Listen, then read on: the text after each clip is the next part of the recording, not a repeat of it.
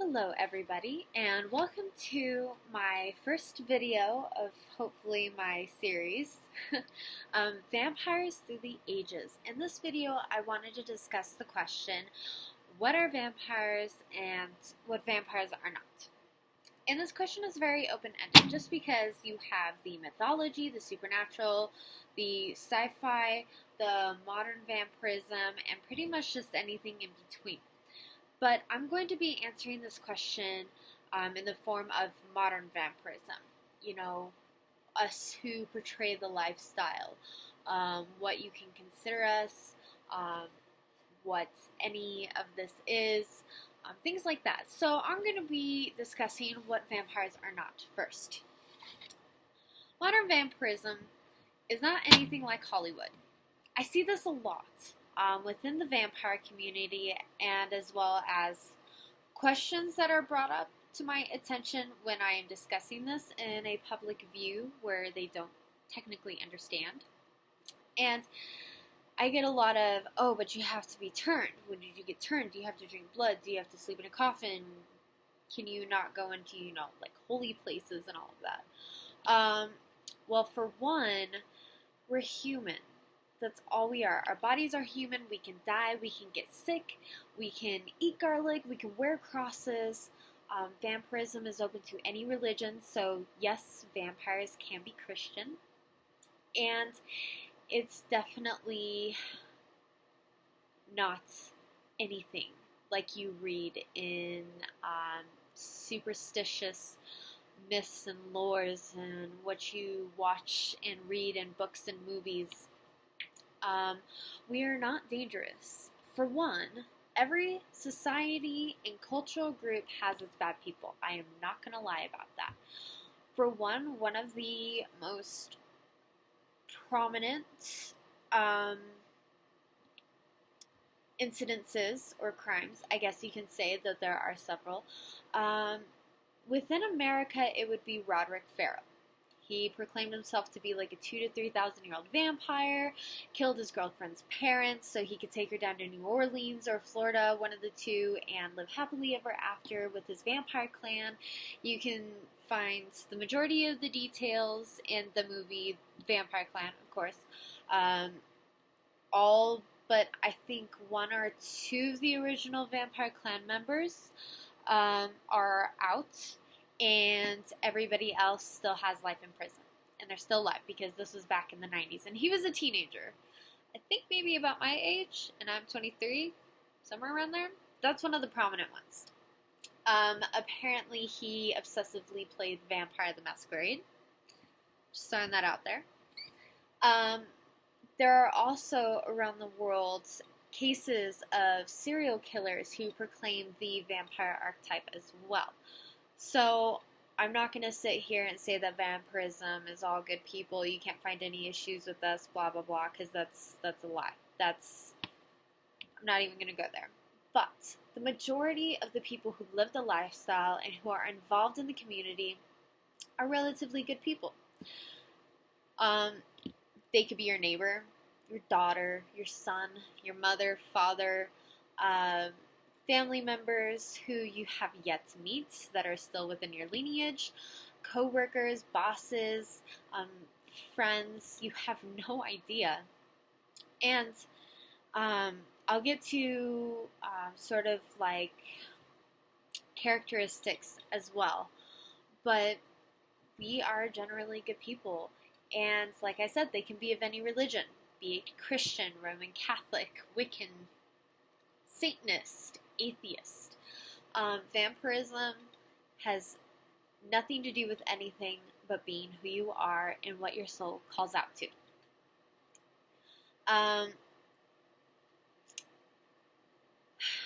Vampires are not secluded, if that is the right word. Some people do like to stay within the shadows. As a lot of people call it, coming out of the coffin. They haven't gotten to that point quite yet. And I've run into a few, actually. Some have given me hate mail for coming out. But honestly, the world's not going to understand if we don't come out, but there's people who won't understand anyways. Vampires are not demons. We're not possessed. We don't need to be exorcised by any self-proclaimed priest.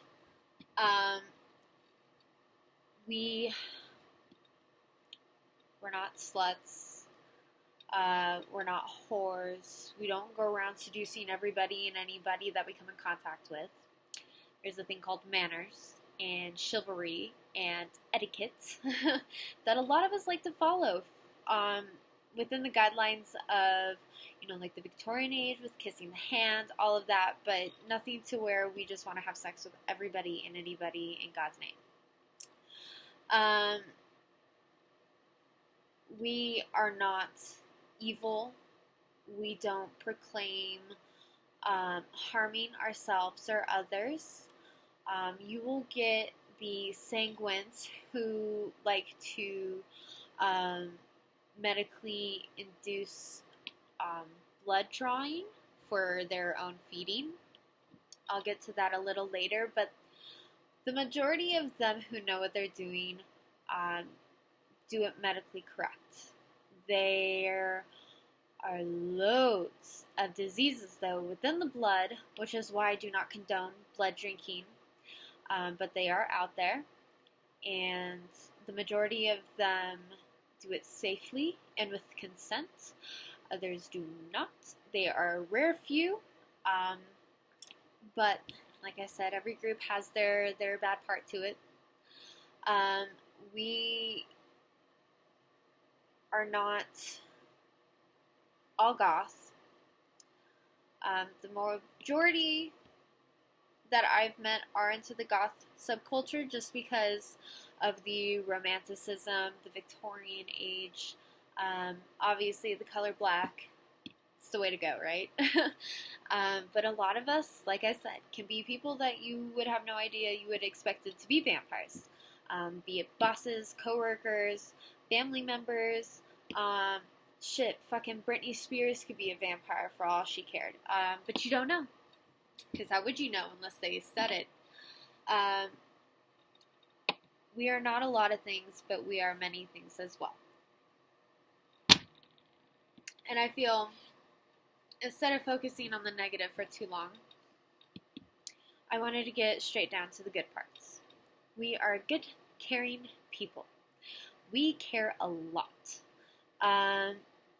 We view the world in a very different way, to where it's almost we project ourselves. So here's, say, you or I, and we're talking to one another, and you have an issue, and then another person walks up with the same issue with you.